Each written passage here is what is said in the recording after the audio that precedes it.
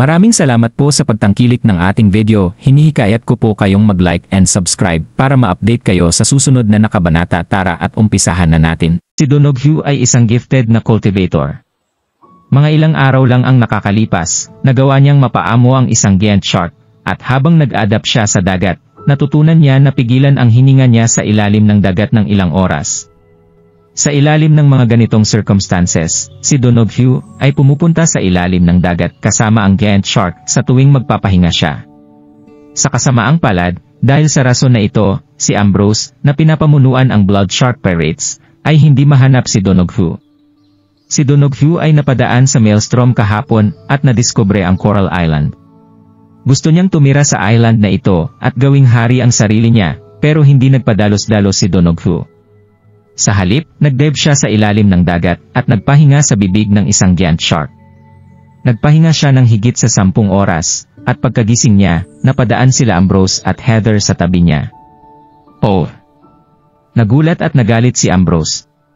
Inaamin niya na si Donoghu ang pinaka-worst na kaaway ng tatay niya. Nagawa nitong mapaamo ang isang giant shark at nagstay sa ilalim ng dagat para magpahinga. Hindi na nakakapagtaka kung bakit hindi mahanap ni Ambrose si Donoghu. Pakiramdam ni Ambrose na sobrang sigla ni Donoghu at ang aura nito ay sobrang lakas. Gasp! Kinilabutan si Heather. Hindi ba't ito yung lalaking humahabol sa akin? Bakit siya nasa bibig ng isang giant shark? Nasa panganib ba kami? Nakita din ni Donoghu sila Ambrose at Heather. Nagulat siya nung una, pagkatapos, naging sobrang saya niya. Pagkatapos ko isipin na hindi ko na sila mahanap, effortless silang nagpakita sa harap ko. Ilang beses nang na-corner ni Ambrose si Donoghu sa mga nagdaang araw kaya sobrang nainis siya. Sinubukan niya mag-isip ng paraan para mapatay si Ambrose, pero hindi niya inaasahan na makikita niya ito sa ilalim ng dagat. Pinag-isipan ito ni Donoghu at kahad namang napunta ang tingin niya sa malaking stone chest na hawak ni Ambrose. Paniguradong may treasures sa loob ng chest na yon. Kahit na hindi alam ni Donoghu ang pinagmula ng stone chest na ito, alam niya na kakaiba ito dahil si Ambrose mismo ang kumuha nito. Buzz! Hindi na nagdalawang isip si Donoghu. Pinakita niya ang internal energy niya at tumitig lang kay Ambrose. Itinaas niya ang kamay niya at kaagad lumabas ang SKY Breaking Axe. Inatake niya si Ambrose. Nag-improve ang lakas ni Donoghu dahil ilang araw din siyang nakapagpahinga sa dagat. Nakakamangha na makita na may mga nag-form na malalakas na current sa paligid ni Donoghu nung pa-attack na siya kay Ambrose. Patagong napamura si Ambrose nung inatake siya ni Donoghu, at sinubukan niyang manatiling kalmado. Mabuti na lang, maingat siya at tumingin siya pabalik. Dahil kung hindi baka na-ambush siya nito. Kaagad namang inilabas ni Ambrose ang Tyrant Hammer niya, at sinalubong ang take ni Donoghu. Si Heather ay kinabahan. Ang tanging nagawa niya lang ay takpan ang bibig niya at manood dahil wala siyang masabi. Arf! Umatake si Donoghu at itinaas ang kamay niya. Pagkatapos, may malakas na force ang lumabas mula sa SKY Breaking Axe. Mukhang nahati ng golden light ang sib sa dalawa at papunta ito kay Ambrose. Napangisi si Donoghu. Alam niya na hindi niya ka-level si Ambrose sa duel kahit na mas bata ito at may Tyrant Hammer. Ginamit ni Ambrose ang Tyrant Hammer niya para salubungin ang take ni Donoghu. Buzz! Nung nagtama ang Tyrant Hammer at SKY Breaking Axe, isang malakas na ingay ang maririnig na parabanag may lindol na nagmula sa sib. Kasabay nito, napunta si Ambrose sa ilang dosena ang layo palikod. Namutla ito. Medyo nag-wobble si Donoghu, pero kaagad naman itong nakapag-balance ulit sa tubig. Halatang mas napuruhan si Ambrose sa pag-attacking ito. Tumawa si Donoghu. Tinake advantage niya ang momentum na ito para lumapit kay Ambrose ulit. Si Donoghu ay talagang malakas. Kumulo ang dugo ni Ambrose sa galit. Nagulat siya na papalapit ulit sa kanya si Donoghu, at instinctively na gusto niya umatras. Pero, kinalimutan na niya ang idea na ito nung naalala niya na nasa tabi niya si Heather. Patayin mo muna ako, come on. Ito ang unang beses na naglaban ang dalawa sa ilalim ng dagat. Wala silang experience at hindi nila malalabas ang buong internal energy nila dahil sa environment at water pressure.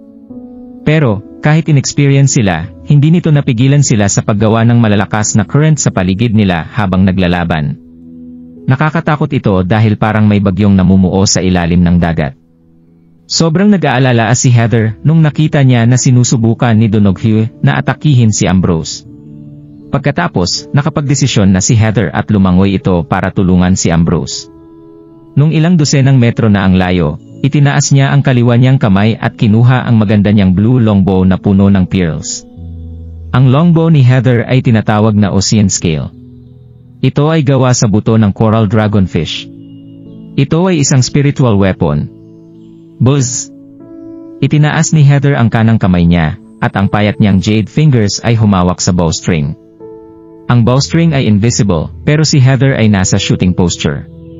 Lumakas ang internal energy ni Heather, at ang seawater sa harap niya ay naging vortex.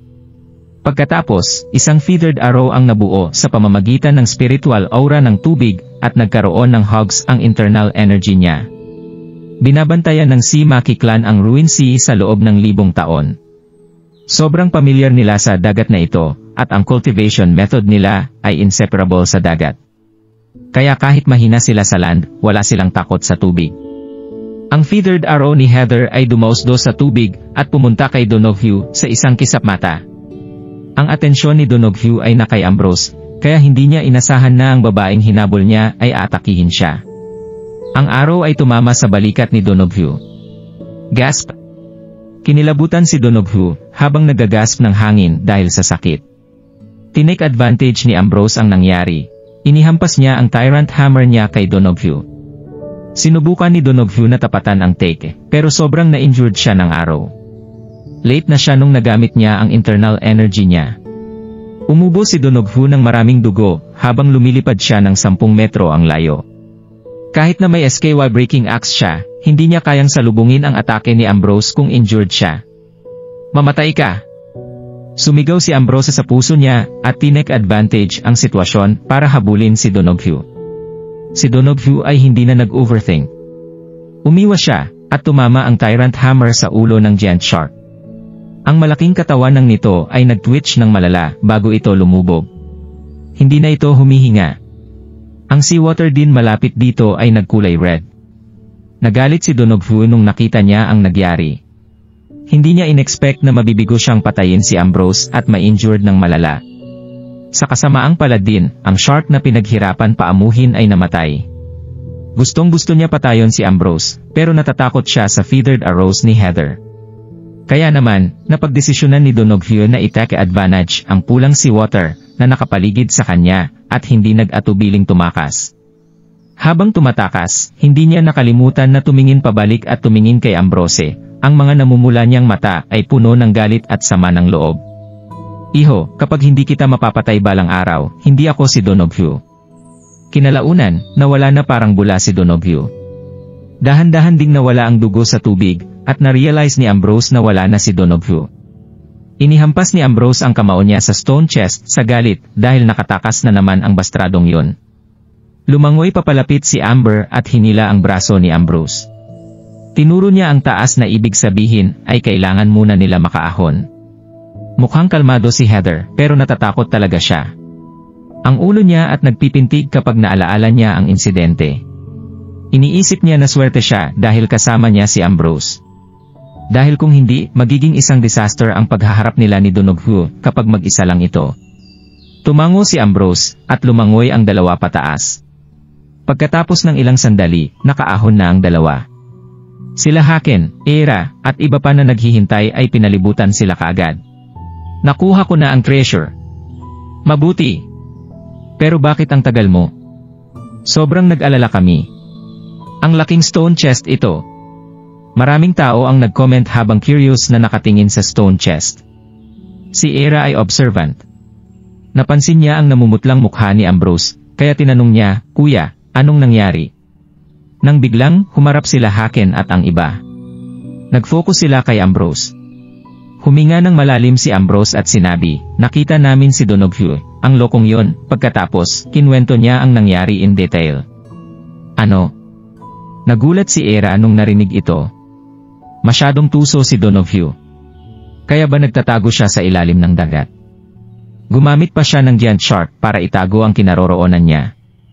Magkakagulo kapag hinayaan natin siyang mabuhay. Si Watson, na nasa tabi niya, ay nagsalubong ang kilay. Kakaiba ang ningning ng mga mata nito. Hindi nagsabi ng kahit na ano si Watson. Tahimik lang itong nakatayo sa gilid. Nang biglang, inasar ni Era si Heather. Wow, nagawa mong talunin si Donoghue. Napaisip tuloy ako kung kayong dalawa ay match made in heaven. Pagkatapos, tumawa siya. Kahit na wala masyadong life experience si Heather, flexible siya. Alam niya ang meaning sa likod ng mga sinasabi ni Era at kaagad naman siyang namula. Mukhang charming ito. Namula din si Ambrose sa hiya. May naisip si Ambrose at tinanong si Haken, Head Clan, nakuha ko na ang treasure. Pakiusap at buksan na natin ito para magamit natin ito sa paglaban sa Raksasa Army. Nagkakagulo sa Chautik Mountain Range at nakakalungkot ang sitwasyon. Napagdesisyonan ni Ambrose na bumalik sa mainland at tulungan ang mga kalaban nila. Ito. Nag-isip si Haken at sinabi, dati, nung ibinigay sa amin ni Emperor Xuanyuan ang treasure, ang sinabi lang nito ay poprotektahan kami nito, pero hindi niya kami binigyan ng karapatan na gamitin ito. Kaya naman, kailanman ay hindi namin binuksan ito para makita ang nasa loob. Ano? Nagulat si Ambrose. Pinrotektahan ng Maki clan ang treasure sa loob ng ilang libong taon, pero wala silang idea kung ano ang nasa loob nito, at hindi nila alam kung paano buksan ito. Anong maganda ang makukuha mula dito? Nung nalulungkot na si Ambrose, ngumiti si Haken at nagpatuloy, pero, si Emperor Xuanyuan ay isang resourceful na strategist. Baka nilagay niya ang susi para mabuksan ito somewhere sa 9 continents. Nagiging maingat lang siya para mapigilan ang magtatangkang magnakaw nito. Tumango si Ambrose. May sense na hindi magkasama ang chest at susi nito para useless ito kapag may kumuha nito. Okay. Seryosong nagsalita si Haken, ang ibig sabihin siguro ng sign na nakita natin sa Chautik Mountain Range ay sinakop ng Raksasa tribe ang 9 mainland. Ang sitwasyon ay kritikal. Heather, mukhang ikaw at si Ambrose ay itinadhana na magkakilala, dapat ay dalhin mo itong treasure chest at samahan sila sa mainland.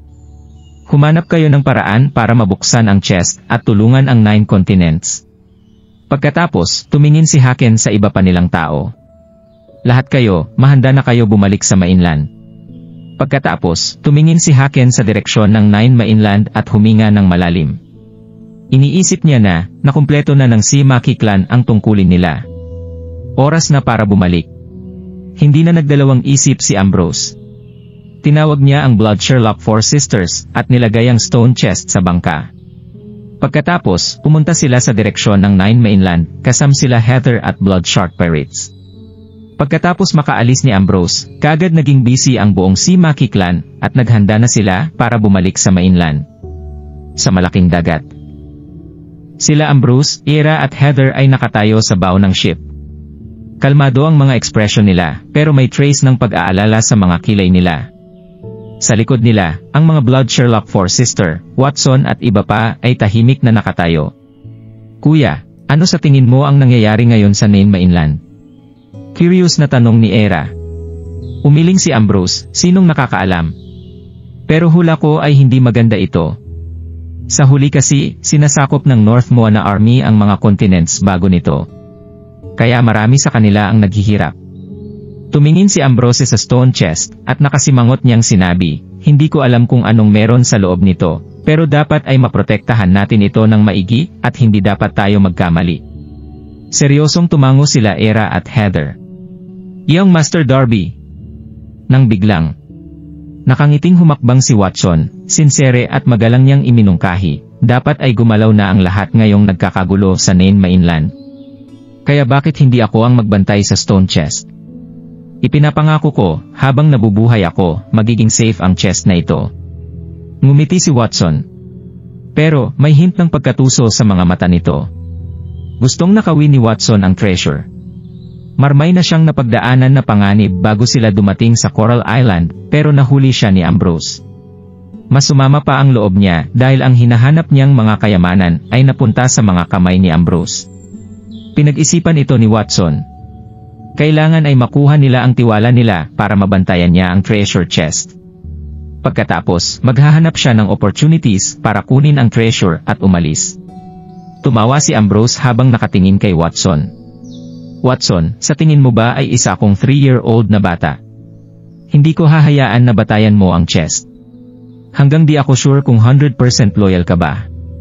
Marami nang naranasan si Ambrose na mga twists at turns sa buhay niya simula nung bata siya, kaya naman sobrang mature niya. Nahulaan na niya ang intensyon ni Watson sa isa lang na tingin. Oh! Namula si Watson at humakbang siya pabalik sa hiya. Humble siyang nakangiti sa labas, pero naiinis siya sa loob. Nahihiya siya, nasaktan ang ego niya bilang cult master. Hindi niya maisahan ang isang teenager. Determinado siyang nakawin ang chest at umalis. Ngumiti si Ambrose. Pagkatapos, nakita niyang bumalik si Watson sa gilid. Nakangiting tumingin siya Heather. Pagkatapos, sinabi niya, pinrotektahan ng si Maki clan ang chest na ito sa loob ng ilang libong taon, kaya dapat, ikaw ang magbantay nito sa journey na ito. Tandaan mo, ako, ikaw at ang kapatid kong si Era lang ang pwede makalapit sa chest na ito. Walang ibang pwedeng lumapit dito. Nakangiting tumango si Heather. Noted, Brother Ambrose. Sa isang cave na may estimated na 10 kilometers mula sa Chaotic Mountain Range. Buzz! Nag-Indian sit si Daryl. Isang malakas na force ang nakapalibot sa kanya, nakakatakot ang aura nito. Kung may ibang tao sa cave, magugulat sila kapag nadiskubre nila sobrang malakas at pure ng internal energy ni Daryl. Phew! Sa wakas, huminga ng malalim si Daryl. Binuksan niya ang mga mata niya, at isang golden light ang lumapas sa kanya. Na-excite siya. Nalagpasan niya ang Heaven Ascension level. Sa wakas! Tumawa si Daryl. Tumayo si Daryl at inilagay ang katawan ng Ghost Valley Sage sa well kung saan niya nahanap ang Dragon Ball. Pagkatapos, tinakpan niya ang well ng isang malaking bato. Iniwan ni Emperor Xuanyuan ang well. Kaya hindi isang pangit na lugar ito para ilibing ang katawan ng Ghost Valley Sage. Pagkatapos niya mailibing ito, huminga ng malalim si Daryl at lumipad apunta sa kalangitan. Boom! Isang nakakatakot na power ang sumabog. Ang katawan ni Daryl ay parang naging isang cannonball, naglagay ito ng butas sa cave at nasira ang bundok. Ang figure niya ay mas tumaas pa sa kalangita. Ako si Daryl, at nagbalik na ako. Pakiramdam ni Daryl ay matagal din siyang di nakalanghap ng fresh air sa labas ng cave. Sumigaw siya ng buong puso habang lumilipad papunta sa Chaotic Mountain Range. Sa may paanan ng Chaotic Mountain Range, puno ng dugo ang battlefield na 200 kilometro ang laki. Ang mga sundalo mula sa Nine Mainland ay nagtutumbahan sa dugo ang lupa pagkatapos ng sunod-sunod na attack mula sa Raksasa Army. Ang dalawang sides ay nasa isang stiff battle sa loob ng 2 araw at gabi. Nung nandito, si Yang Jian, assured ang lahat mula sa Nine Mainland na kaya nitong patayin ang gigantic monster sa isang atake. Pero, 2 araw ang nakakalipas, si Yang Jian at Raksasa Tribe ay naglaban bago pa mangyari ito. Sa kasamaang palad nga lang, wala pa ring balita tungkol sila. Dahil wala si Yang Jian, walang makakontrol sa mga naglalakihang monsters. Sunod-sunod ang pagpatay nito sa battlefield. Ang bilang ng mga namamatay sa Nine Mainland ay patuloy na tumataas. Sa loob ng 2 araw at gabi, higit sa 100,000 na ang namamatay. Sobrang nakakapanlumo nito. Pero, sinubukan pa rin ng mga sundalo mula sa Nine Mainland ang makakaya nila kahit na mas malakas ang kalaban nila. Boom! Nang biglang, habang nagpapatuloy ang 2 seeds sa pakikipaglaban, may maririnig na malalakas na ingay sa kalapit na forest. Parang thunderstorm ang tunog nito. Nagulat ang mga sundalo sa Nine Mainland at Raksasa Army. Nag-iba ang ekspresyon ni Chester habang nasa battlefield siya.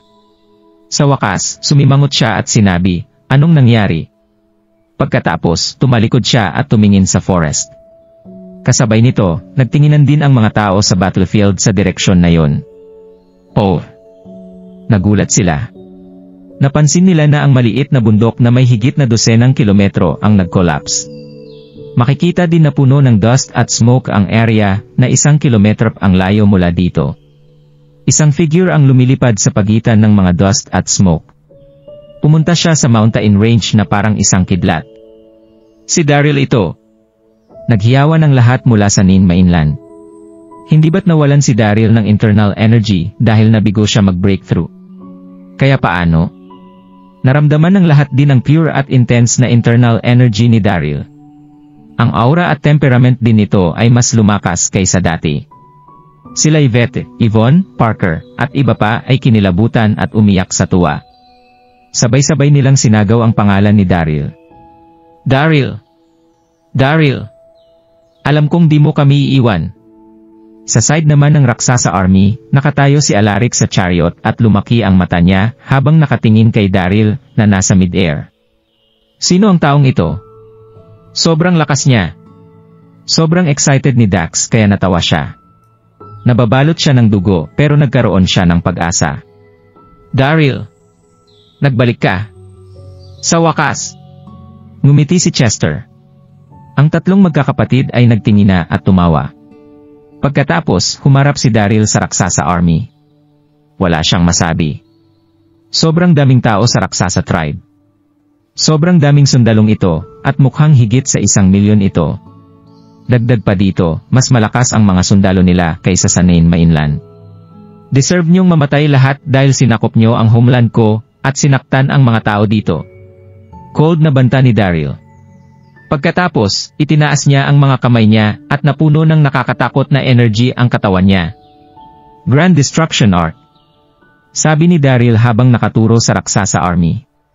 Buzz! Nang biglang, may malakas na hangin at parang bagyo ito. Nagsama-sama ang mga ito at pumunta sa baba. Arf! Ilang libong sundalo ang tinamaan nito. Sumigaw sila bago sila mamatay at bumagsak sa lupa. Maririnig ang cheers mula sa Nine Mainland. Nagulat at nainis ang mga Raksasa soldiers. Sino ang taong ito? Bakit nakakakilabot ang lakas nito? Si Alaric, na nakatayo sa chariot, ay napayukom ng fist at tinanong si Shentel, sino ang taong yon? Napakagatlabi si Shentel habang nakatingin kay Daryl na nasa mid-air. Pagkatapos, mahina niyang sinabi, siya ay si Daryl.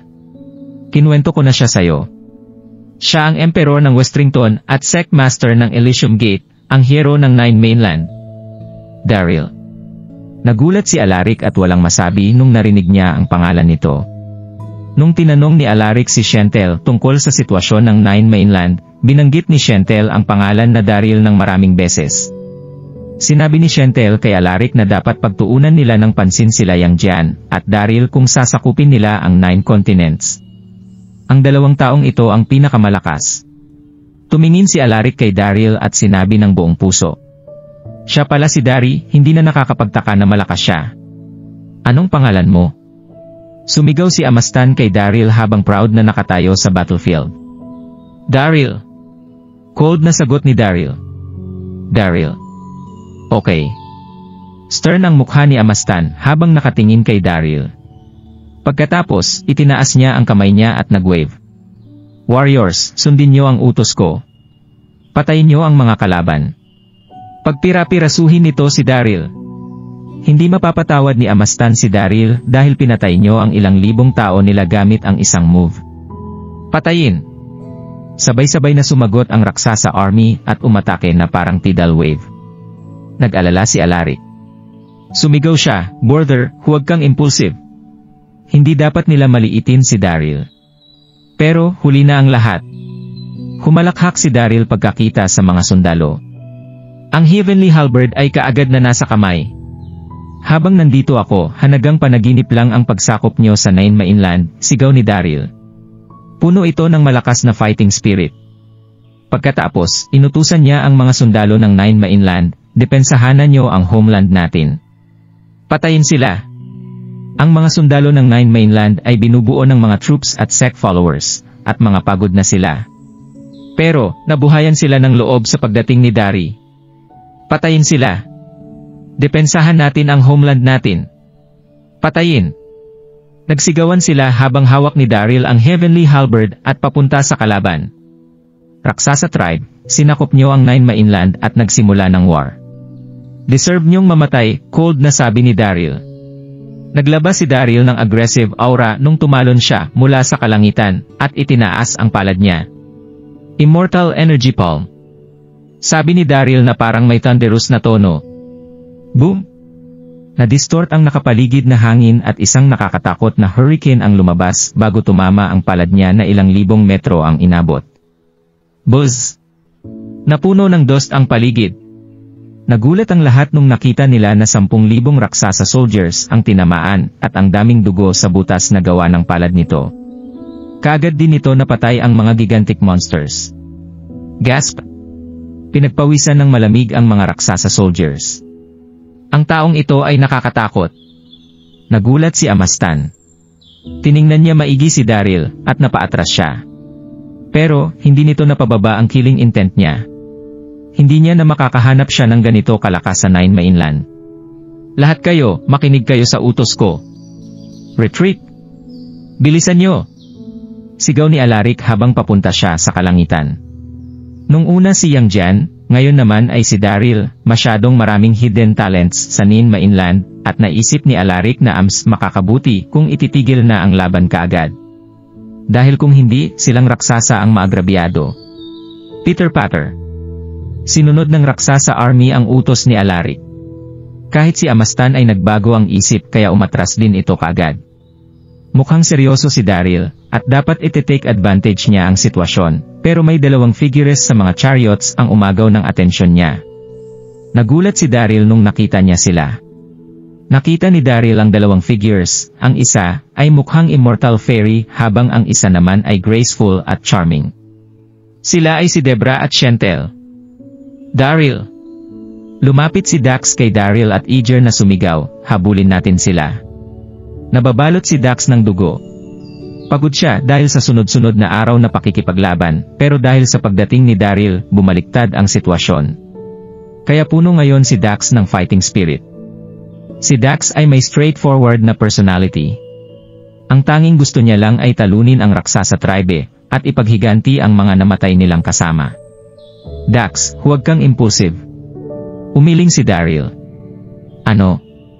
Nagulat si Dax at biglang nag-aala. Hindi ba't magandang opportunity ito? Kaya bakit hindi? Humakbang pa forward si Chester, mukhang walang pag-asa na ang pagod nitong mukha. Bitter siyang ngumiti kay Dax. Dax, huwag kang padalos-dalos. Makinig tayo kay Daryl. Pagod na ang lahat kaya huwag nating habulin ang mga kalaban ng walang plano. Kailangan ay maintindihan mo ito. Kalmado at metikuloso si Chester sa pag-aanalis ng sitwasyon, walang hesitation siyang tumayo sa tabi ni Daryl. Pero pinigilan ni Dax ang galit niya at napabuntong hininga ng malalim. Hindi na siya umimik. Tumingin si Daryl sa direksyon ng umaatras na raksasa army at ipinaliwanag, gusto kong i-take advantage ang sitwasyon at habulin sila, pero baka may ambush na mangyari kapag ginawa natin ito. Kailangan nating maging maingat at naging komplikado ang tono ni Daryl. Dagdag pa dito, si Debra ay nasa raksasa army. Sila Chester, Dax at iba pa ay nagulat nung mariinig ito. Si Debra ay nasa raksasa army. Paano? Nung naglalaban ng 2 panig, nakatayo sila Debra at Shentel sa chariot para manood. Magulo ang sitwasyon, kaya hindi napansin nila Chester, at ng iba pa sila. Mas mahirap pa sila makita nung mabilis na umaatras ang Raksas Army. Sigurado ka ba? Sa wakas, nag-react na si Chester at tumingin kay Dari. Kung totoo ito, hindi tayo pwede magpadalos-dalos. Tumango si Daryl. Nakita niya sila Debra at Shentel na pumunta sa chariot at Raksasa Army. Ang 2 babae ay walang restraints mula sa mga ito, kaya hindi sila tinatakot para gawin ang mga ito. Naguguluhan si Daryl, at yun din ang dahilan kung bakit naging maingat siya. Kung captive sila Debra at Shentel, ang mga kamay at paa nila dapat ay nakatali para hindi sila makagalaw. Pero, nadiskubre ni Daryl na sila mismo ang sumunod sa Raksasa Army. Paano nangyari ito? Sila Debra at Shentel ay parehas na kilala at talentadong mga babae sa Nine Mainland. Sila ay mahigpit sa principles ng 9 continents, at imposible din na refugee sila ng Raksasa Army. Huminga ng malalim si Daryl at umiling bilang sagot sa tanong ni Chester. Hindi ako nagkamali at bumalik na tayo sa camp para magpahinga. Dapat ay makarecover ang lahat habang nagpaplano tayo. Sumagot si Chester bilang acknowledgement at kaagad sinabihan ang lahat na bumalik sa camp at magpahinga. Kasabay nito, nagpadala siya ng mga tao para linisin ang battlefield at ilibang ang mga namatay. Mga ilang daang kilometro ang layo, ang North Moana Army ay nagtamo din ng malalalang injuries. Si Xiangju ay nakatayo sa tabi habang nakatitig maigi kay Daryl. Nagulat at nagdududa siya. Paano naging posible ito? Ang lalaking ito ay nakaligtas sa isang katastrofe at nawalan ng kapangyarihan, hindi niya rin kaya ma-revive ang internal energy niya. Kaya nakakagulat na na-recover niya ang internal energy niya at nalagpasan niya ang Heaven Ascension level. Paano niya kaya nagawa ito? Ilibing ang mga patay. Sa wakas, bumalik na rin as wisho si Xiangju at tumigil sa pagtitig kay Daryl. Inutusan niya rin ang mga sundalo sa paligid niya, tawagin niyo rin ang mga Celestial Feather Riders, at samahan niyo akong hanapin si His Majesty sa ruins. Dalian niyo! Maswerte si Daryl dahil na-recover niya ang lakas niya. Ang pinakaimportanteng gawin ngayon ay mahanap si Yang Jian kagad. Opo, military advisor, sabay-sabay na sagot ng mga sundalo. Kaagad namang nagsama-sama ang daan-daang Celestial Feather Riders at pumunta sa ruins, kasama si Xiangju. Sa kabilang banda, sila Daryl at ang Union Army ay bumalik sa camp, napansin niya na maraming sects at forces ang nawawala. Pagkatapos, nalaman ni Daryl na sobrang natakot ang mga ito sa Raksasa Tribe at umalis na. Halimbawa, ang Illusion Sound Sect at Sunset Sect mula sa Yellow Sea Continent. Tinangay sila ni Jackie Yale papaalis. Napayukom ng kamao si Daryl sa pagkairita. Tinake advantage ni Jackie ang magulong sitwasyon laban sa Raksasa Tribe para gumanti kay Daryl. Dinakip niya si Daryl at ninakaw ang 7 treasures exquisite pagoda niya.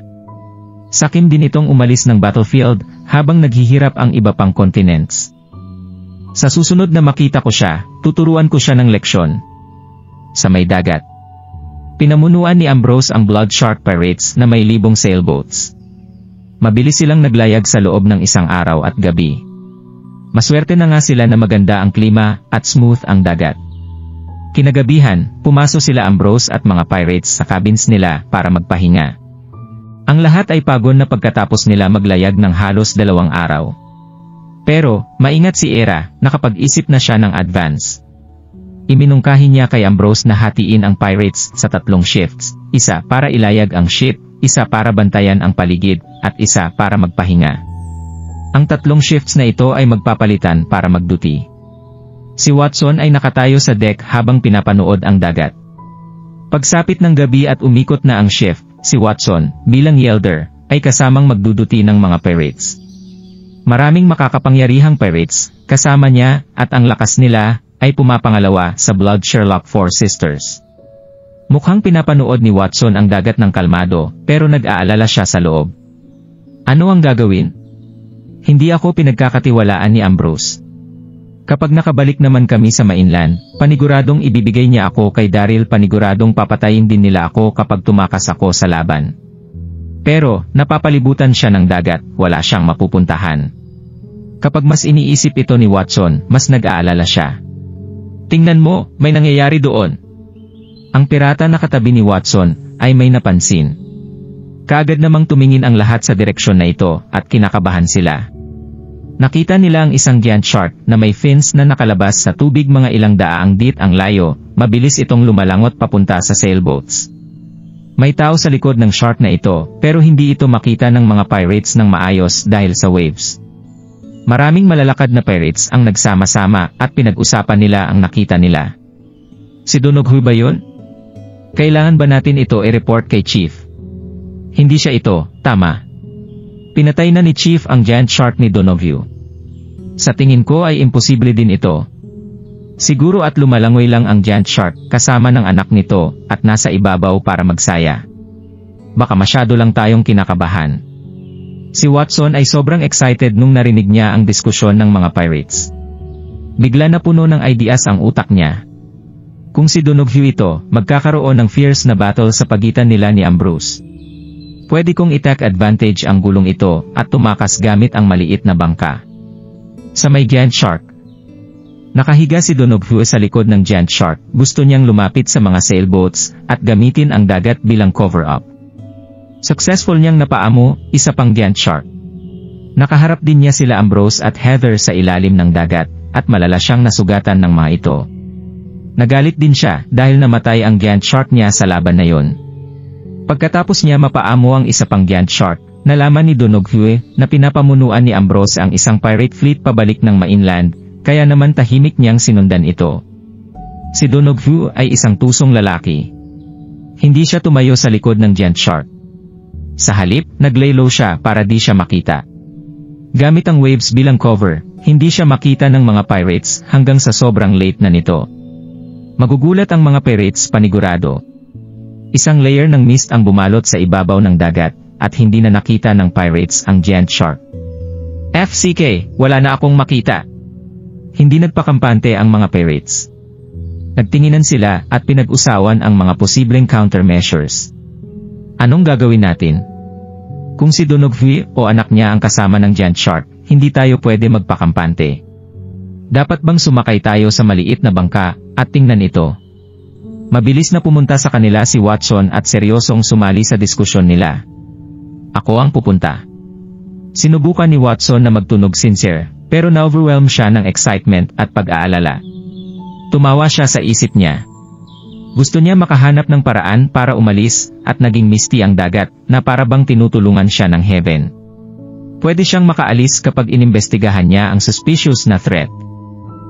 Nagulat ang mga pirates. Gulat silang tumingin kay Watson. Kung si Donoghu ang nasa likod ng giant shark, katapusan na nila kapag nakalapit ito.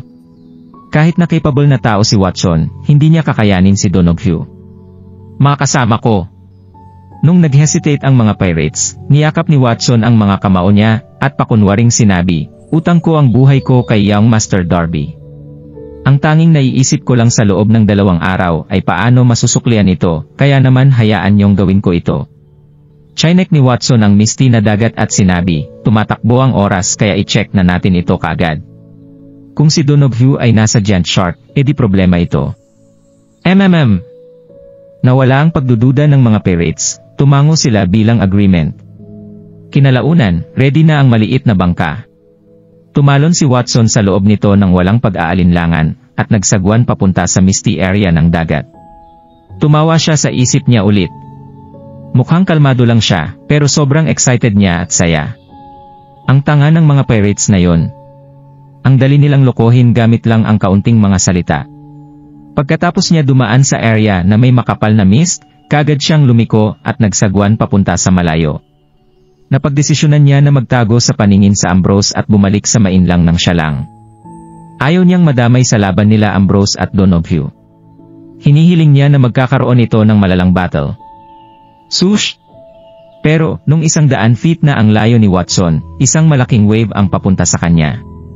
Nagulat siya, nanginig siya, at napanganga nung nakita niya ito. Ang giant shark sa likod ng mga boats ay nagdive sa ilalim at biglang nasa harap na niya. Isang figure ang nakaupo sa animal na ito. Ito ang kalbong si Donoghu, gwapo siya at cold. Mukhang tuso ito.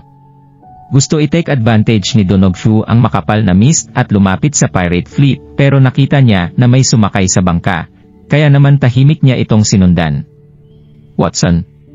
Nakatingin si Donoghu at ngumisi, mukhang nag-seek ng refuge ang Tucker Cult Master sa anak ni Daryl at naging tagasunod nito. Nandito ka ba para i-check ako?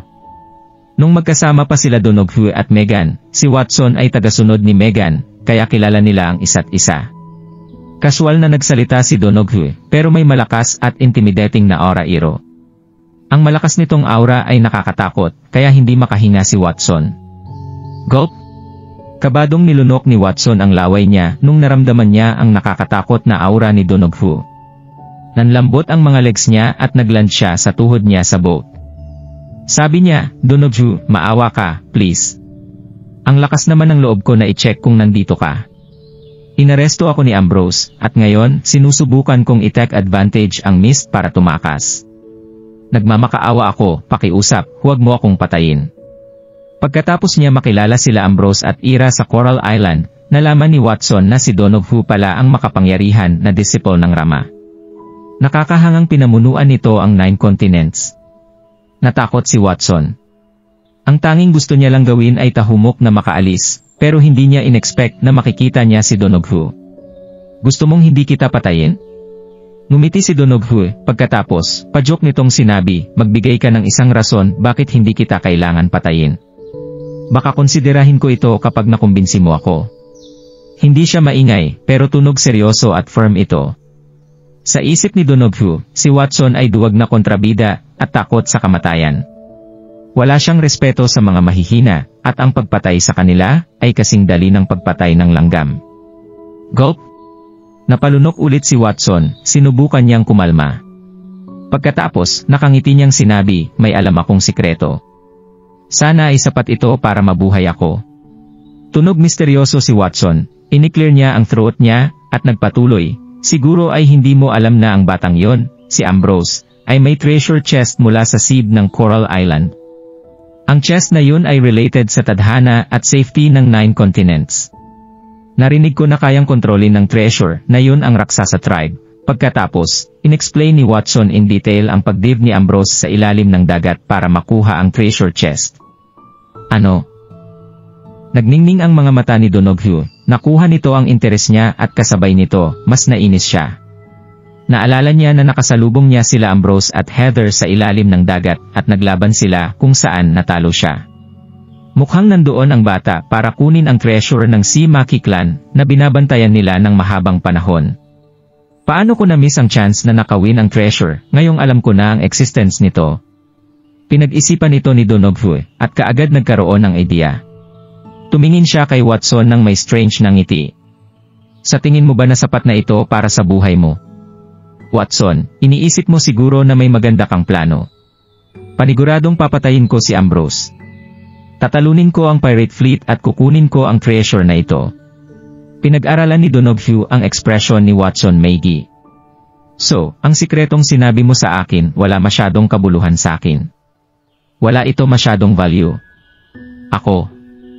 Nagpanik si Watson at namawis ng malamig. Pagkatapos, nag-iba ang isip niya kaagad at sinabi, paano kapag tinulungan kita makuha ang chest? Magiging tagasunod mo ako at magtatrabaho ako para sayo. Ngumisi si Donoghu. Nag-aalala si Watson, nagpapanik siyang nag-isip ng masasabi. Alam kong makapangyarihan ka, pero maraming tao si Ambrose. Hindi magandang strategy ang atakihin siya gamit ang force. Hayaan mo akong tulungan ka. Pakiusap, maniwala ka sa akin, lagi kitang hinahangaan, sir. Kaya sana ay bigyan mo ako ng chance, para may magawa para sayo. Tiningan ni Donoghu ang ekspresyon ni Watson Maggie. Nag-aalangan ito na mag-offer ng allegiance kay Donoghu, pero wala siyang choice. Ang lalaking ito ay malakas na kalaban. Natatakot si Watson na baka patayin siya nito, at itapon sa dagat kapag hindi niya pinakita ang loyalty niya. Well, pinag-isipan ito ni Donoghu at tumango. Pagkatapos, iniwave niya ang kamay niya. Sige, makakaalis ka na. Salamat sa pagtitiwala sa akin, sir. Mamumuhay ako sa expectations nyo. Nagbow si Watson para paulit-ulit na magpasalamat kay Donoghu. Sa wakas at nakahinga na siya ng maluwag. Pagkatapos, gumawa sila ng plano bago sila sumagwan sa kaparehas na road pabalik. Mas kumapal ang mist sa dagat. Inisip ng mga pirates na may nangyari kay Watson, matagal itong hindi bumalik. Kaagad naman nilang ginising si Ambrose at nireport ang sitwasyon sa kanya. Kasabay nito, syandihan din si Era. Sila Ambrose at Era ay tumayo sa deck habang nakatingin sa makapal na mist sa dagat, tahimik silang nakasimagot. Brother, sa wakas, nag-react na din si Era at soft na tinawag siya. Sa tingin mo ba ay gumawa ng excuse si Watson para makatakas? Nag-isip si Era ng mga possibilities. Alam niyang tuso si Watson at isang masamang tao na walang sariling pag-iisip. Bumuntong hininga at napasimangot si Ambrose. Posible ito. Siya ay isang tao na takot sa kamatayan, at ang pagtakbo ang tanging magagawa niya lang sa ngayon. Paniguradong takot siya na ibibigay natin siya sa tatay ko kapag nakabalik tayo sa mainland, kaya ginamit niya ang opportunity na ito para makatakas. Napakuyom si Ambrose ng kamao sa inis. Kung alam ko lang ito nung nasa Coral Island ako na mismo ang papatay sa kanya. Si Watson ay isang troublemaker, wala siyang kwenta kapag buhay. Nakabalik na ako. Habang nagsasalita si Ambrose, nakarinig siya ng boses mula sa dagat. Pagkatapos, nakita niya si Watson na apabalik gamit ang maliit na bangka. Ano? Nagulat sila Ambrose at Ira. Bakit hindi tumakas si Watson? Weird ito, hindi ba?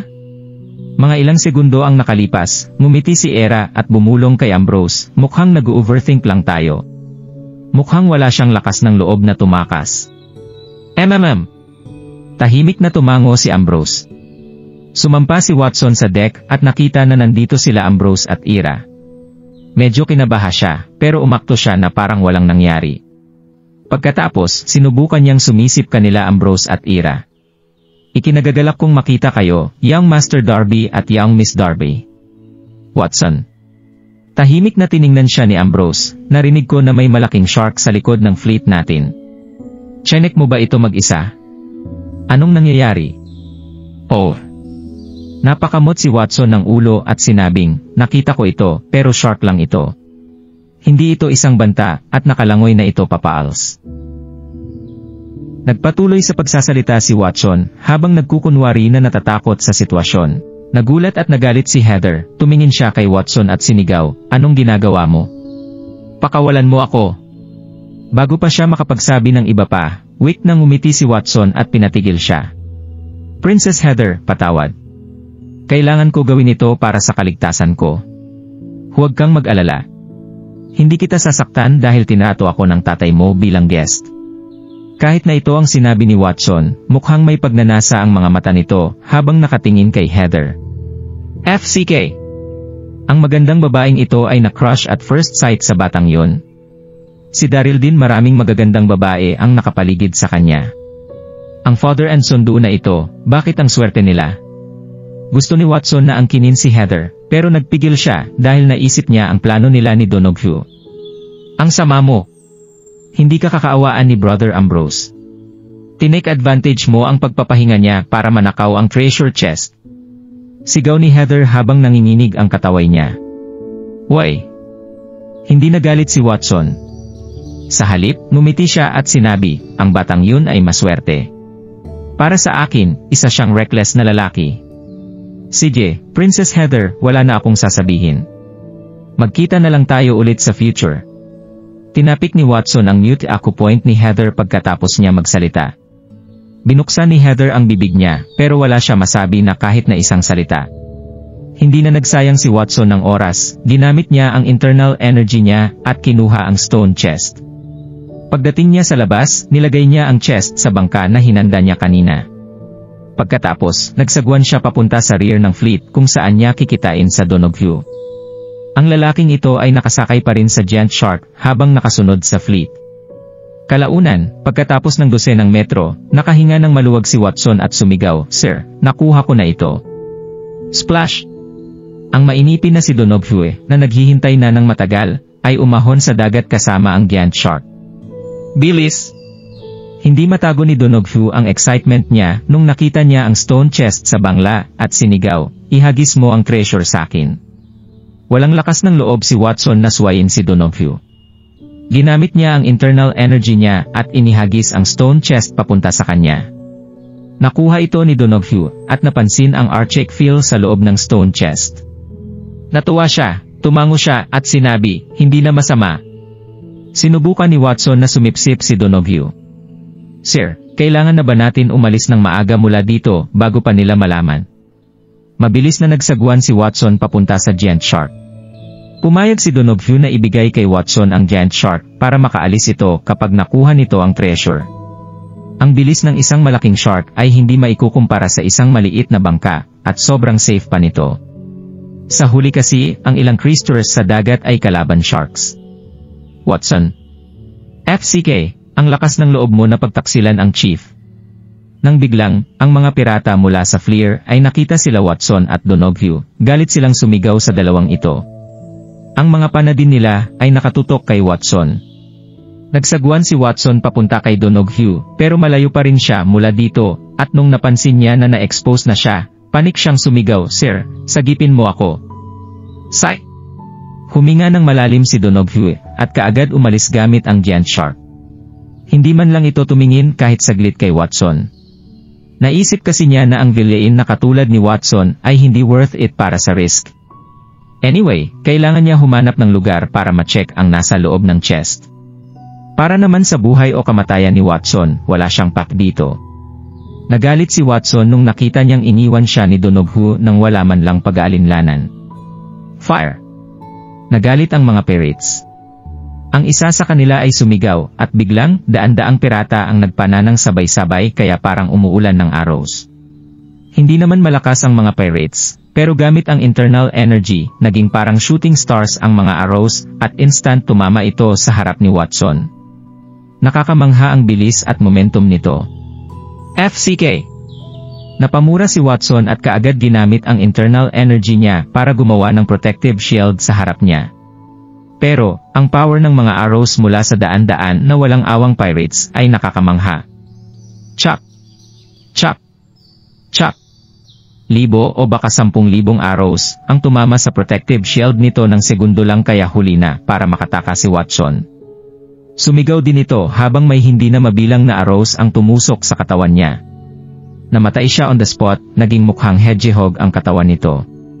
Kung hindi pa mamamatay si Watson, hindi pa niya marerealize na isang walang awa at aroganteng lalaki si Donoghu. Kaya paano nito magagawang isama si Watson sa kanya? Ano ang nangyayari? Mabilis na sumugod palabas ng cabin ang naalarma sa narinig nilang ingay na sina Ambrose at Ira. Napasimangot naman dito si Ambrose, nagdilim ang kanyang mukha nang mapansin niya ang kaguluhan sa kanyang harapan. Chief, lihim pong nakipagsabuatan si Watson kay Donoghu para nakawin ang kayamanan. Nagmamadaling sinabi ng pirata na nasa tabi ni Ambrose. Ano? Nagulat at nagalit ng husto si Ambrose nang marinig niya ang bagay na yon. Agad siyang tumingin sa dagat na nasa kanyang harapan habang natitigilang iniisip ang mga nangyari. Dito niya nakita ang pinana hanggang sa mamatay na si Watson. Habang makikita, hindi kalayuan sa kanya ang isang higanteng pating na sinasakyan ng isang imahe na lumalangoy ng mabilis palayo sa kanila. Donoghu. Humiga si Donoghu sa likuran ng higanteng pating habang dala-dala ang isang malaking bowl na gawa sa bato sa kanyang mga kamay. Paano itong nangyari? Napapadyak na lang sa kanyang mga paa si Ira sa sobrang galit. Masyado talagang tuso ang Watson na yon. Nagawa na naming hayaan siyang mabuhay sa Coral Island pero nagawa pa rin niya kaming pagtaksilan. Ipinagpatuloy pa rin niya ang masama niyang hangarin at nakipagsabuatan kay Donoghu. Nagpakita ng masamang itsura ang mukha ni Ambrose sa mga sandaling ito. Tumitig siya sa bangkay ni Watson habang nanalamig na sinasabing nararapat lang na mamatay sa pana ang isang demonyong kagaya niya.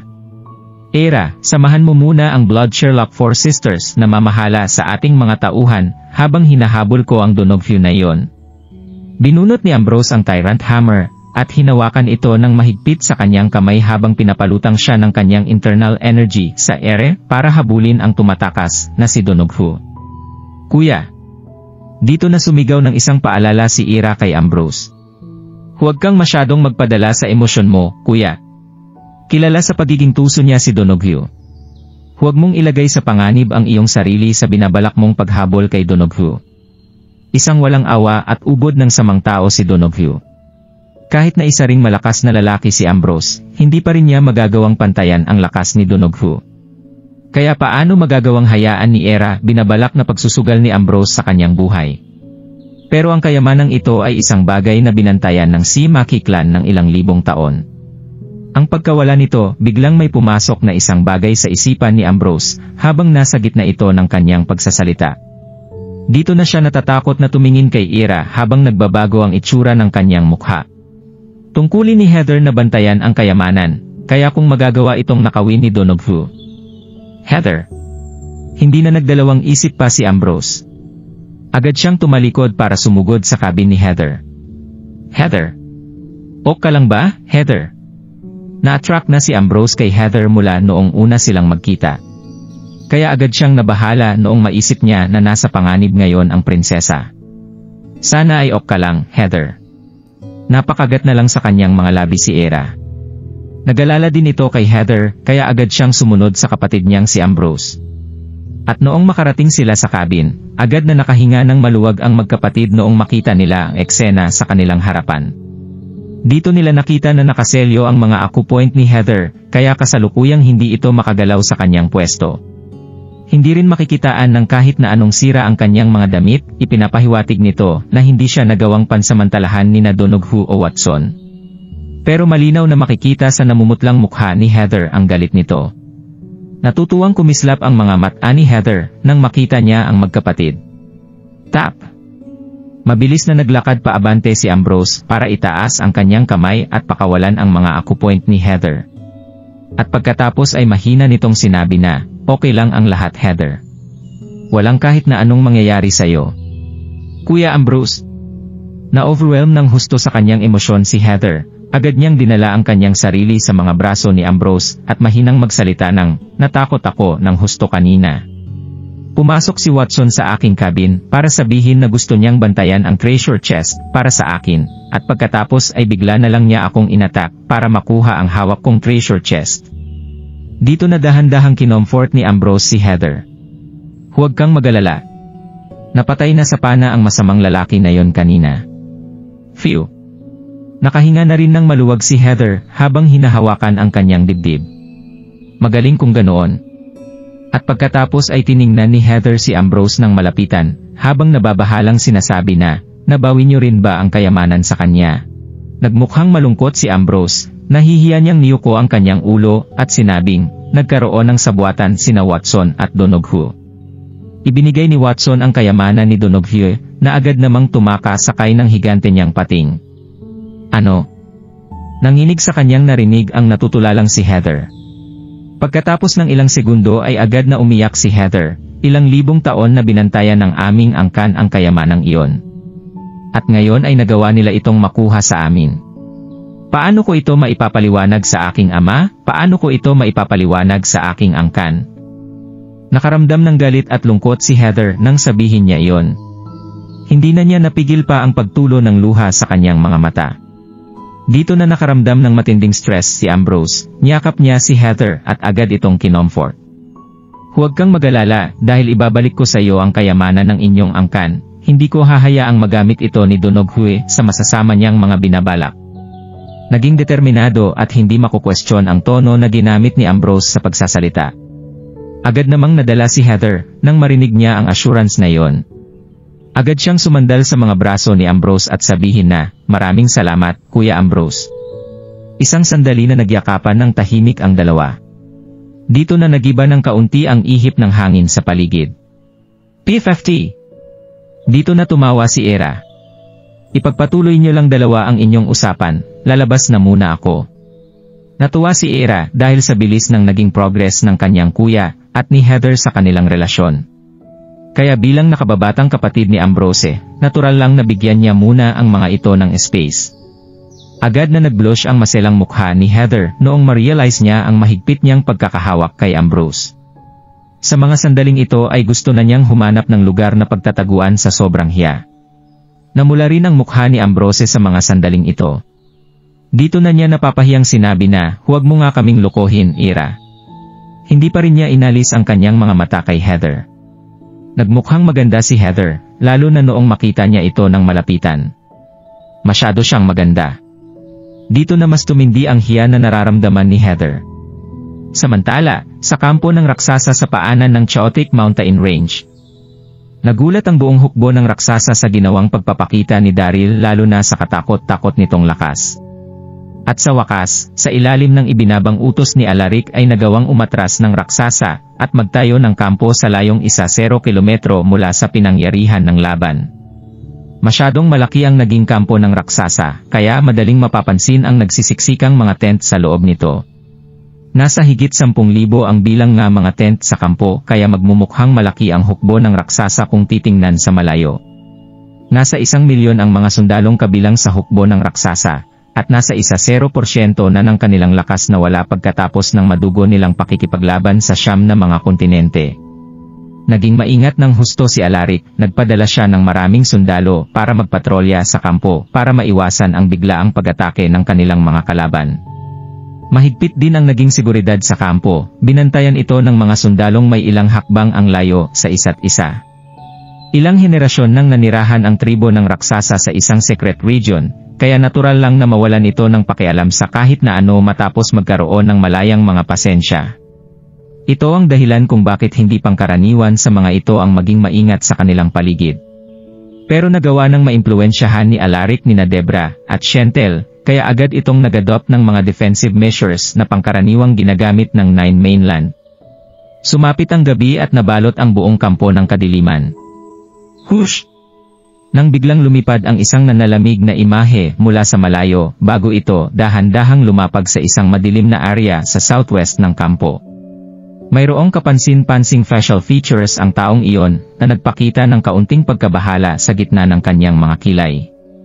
Ito ay walang iba kundi si Daryl. Nagkaroon siya ng disguise na isang maganda at sexy na babae. Nakaramdam ng kaunting nerbiyos at pagkasabik si Daryl sa mga sandaling ito. Nakita na niya sina Debra at Shentel sa tribo ng raksasa noong umatras ito kanina. Naging emosyonal siya noong mga sandaling iyon, kaya wala na siyang ibang inisip kundi ang paghabol sa dalawa. Pero sa huli ay nagawa pa rin niyang pigilan ang kanyang sarili. Pagkatapos nito ay pinangunahan ni Daryl ang kanyang mga tauhan pabalik sa kanilang kampo para gumawa ng isang hindi malulusutang defensive measure. Pagkatapos nito ay wala na siyang iba pang gagawin kundi hanapin sina Debra at Shentel. Marami ng mga nakasamang babae si Daryl nitong mga nagdaang taon, pero kay Debra siya pinakanaawa nitong nakalipas na 2 taon. Nawala ang alaala nito nang dahil sa kanya, at ngayon ay nagawa naman itong bihagin ng raksasa. Nasaktan dito ng husto si Daryl. Nakapagdesisyon na siyang iligtas ang 2 mga babae, pagsapit ng dilim, gusto niyang i-take advantage ang kadiliman para maitago ang kanyang sarili sa mga bantay ng raksasa. Kasabay nito ang pag-iimbestiga niya sa kasalukuyang sitwasyon sa kampo ng raksasa. Kung nagustuhan mo ang mga ganitong video, huwag mong kalimutan mag-like and subscribe. Panoorin mo na rin ang mga naunang kabanata para lalong maubos ang oras mo.